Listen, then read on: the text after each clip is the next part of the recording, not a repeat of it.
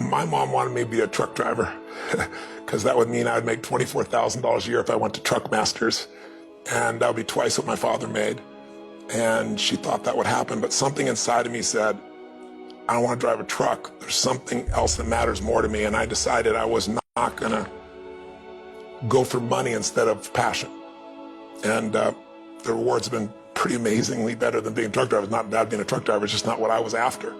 And I look back, and one of the things that helped me was my original teacher, Jim Rohn, who was a personal development speaker I went to hear when I was 17.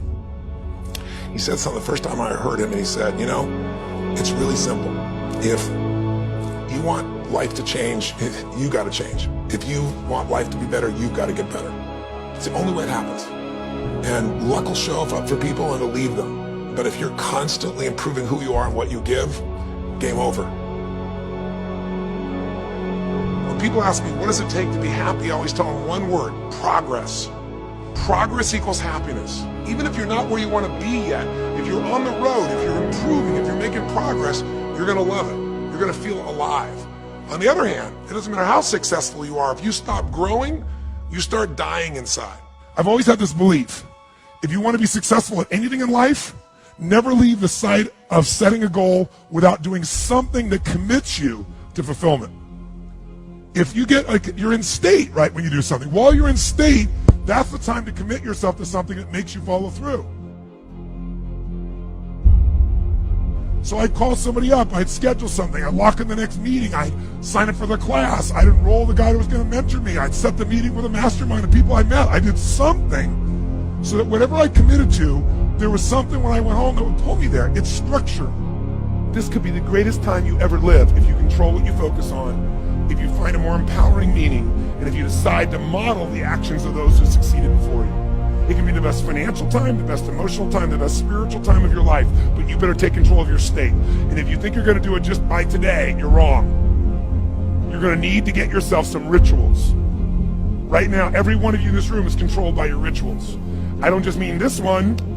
I mean every morning you get up. I know your body. I can look at your body right now, and I can guess your rituals. Some of you, your rituals to work out 5 times a week, I can see it clearly.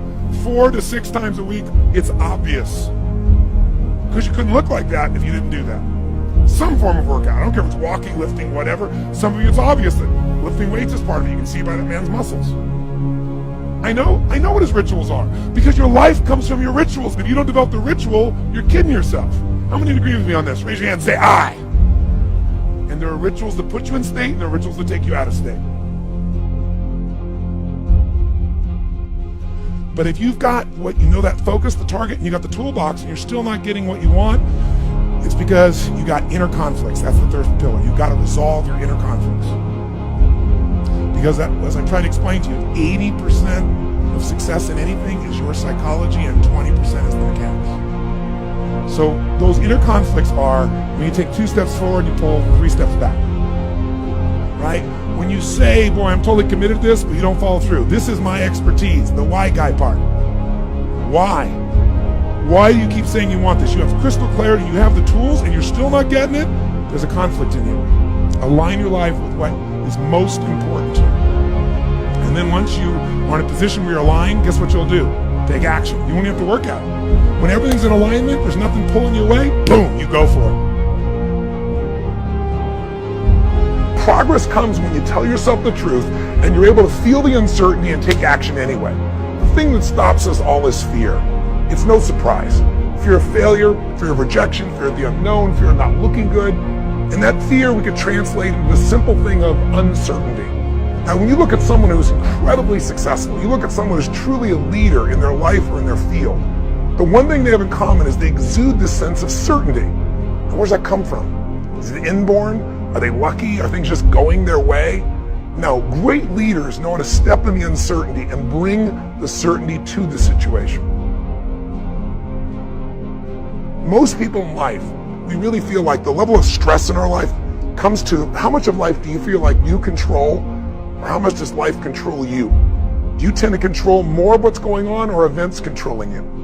It's very easy to have those events start to take control unless we take control of what's between our ears, our own mind.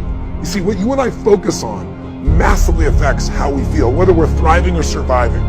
If you focus on what you can't control, if if you focus on the past, if you focus on what's missing from your life constantly, that pattern of focus will make you frustrated, overwhelmed, depressed. It won't even matter if you're taking antidepressants. If you keep focusing on what you can't control, what's missing from your life, you're going to feel depressed still. You can take as many antidepressants as you want. Focus equals power.